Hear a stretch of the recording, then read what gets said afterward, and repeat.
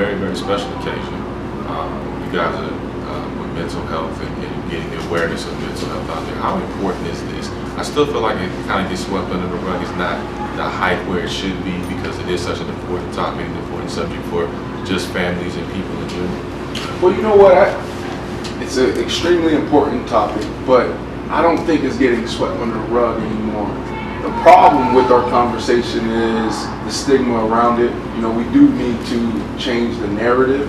You know, how we talk about it in the media, how we talk about it at home, in our school systems, you know, in corporate America. There needs to be some change there. But where we were 5-7 years ago in this space, it's night and day to today. So we're excited about the progress that we've made. There's so many people, and strong people, individuals and groups working in this space. And you know, we're excited where we're headed. This conversation, this topic, mental health hits all of us, it touches all of us. If it's not us as an individual, it's going to be a loved one, a friend. You know, so it's important for us just to continue to pound the pavement and move forward. Why take on the topic of this magnitude? Obviously, it's a plethora of other topics that, and obviously a little bit more popular topics. What placed it on you guys' heart to talk about this topic and take it around the country to educate more people about the awareness of mental health, what signs to look for, how to go about engaging with assistance and helping individuals or families deal with mental health and mental health awareness? Yeah, well, it's our life's work, you know, and you know, you got to find your purpose in life. And for us, this is our purpose in our life through Project 375, right? And you know, I'm a patient. You know, I spent 3 months at McLean Hospital. Michi, she's an expert in this field. You know, she's going around the country with our team at Project 375, taking people through our trainings, youth mental health first aid. And you know, she also went to school for psychology. She got her bachelor's degree in it. So, and she worked in the field. So for us, you know, it's just natural. And you know, we feel like God's called us to do this work. Do you feel like with your expertise, you can kind of exchange information and be able to say, you know what, let's try this method, or let's try that method, especially with you being in that field and being able to help so many other people that may be dealing with this issue? I think my background has lended some support to Project 375, just being in that I worked in the field, so I've seen a lot, and I kind of have an idea of where it would be most beneficial, most helpful, like put it in the school systems. That was lacking. Mental health education is very much lacking in school systems right now. So just being able to lend that type of support and have a little bit more education behind different mental illnesses and how they present themselves, being able to approach different conversations and questions. Now, obviously, your celebrity status, you playing years with the New York Jets, the Chicago Bears, the New York Giants. Yeah. How right? But I mean, these are the teams that we primarily know you for. We've watched you develop, we watched you evolve. How much does that help you get the message out that you're presenting now with mental health awareness? Oh, I mean, it's everything, man. It's you know, what I say is football's my platform, not my purpose. And you know, sometimes we go through life as athletes, especially professional athletes, thinking that this is why we're here, right? To catch a ball, shoot a ball, hit a ball. But in reality, God gave us this platform to do something bigger than ourselves. You know, what you do for yourselves lasts a lifetime, what you do for others lasts forever.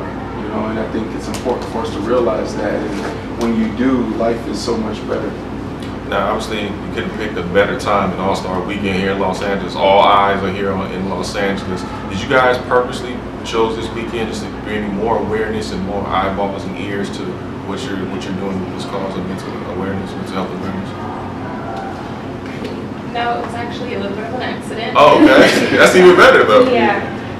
It just, the schedules lined up, and this was the first opportunity, so we were able to get it. We did not really have any idea about All-Star Weekend.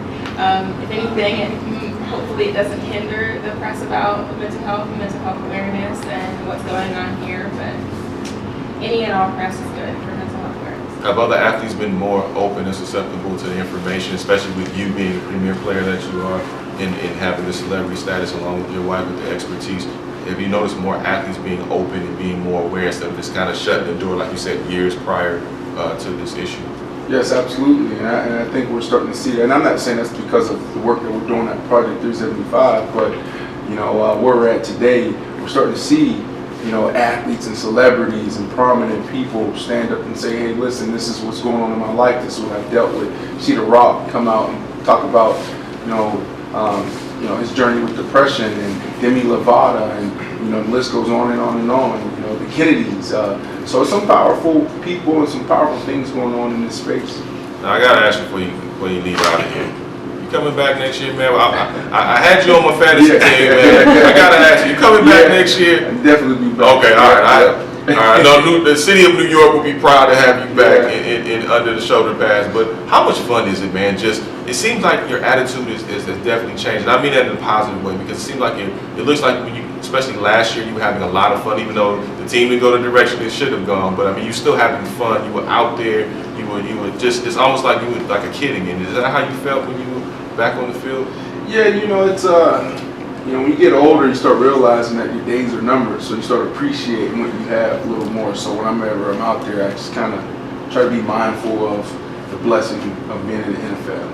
How do you guys balance family along with having a career in the NFL and be able to balance family still? Because I know a lot of people tug at you, they want to, hey Brandon, let's do this, let's do that, but you still have to be who you are and maintain that balance. How are you able to accomplish that? It's extremely tough. It's extremely tough, but you got to work at it. I just say work, because it's never going to be perfect. There's going to be good days, there's going to be bad days, there's going to be good weeks, there's going to be bad days. But as long as you try, I think that's half the battle. You got to work at it, and you can't forget that it's always going to work. How do you go about preparing each season? Like you said, your days are numbered. How do you go about preparing for each season? Do you do it differently? Is there a different way you do it? Is there a cognizant way that you do it? Yeah, I think you get better in your approach and your routine. That's extremely important.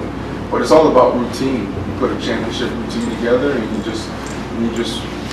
you work at it every day. You try to be consistent, and whatever happens, happens. But I think you can be proud in the fact that you worked your tail off, you worked your butt off, and that's all you can do. Well, thank you so much for all your great work with Project 375. I greatly appreciate it. You guys continue to do great work and look forward to even bigger and better things. Thank you. Thank you.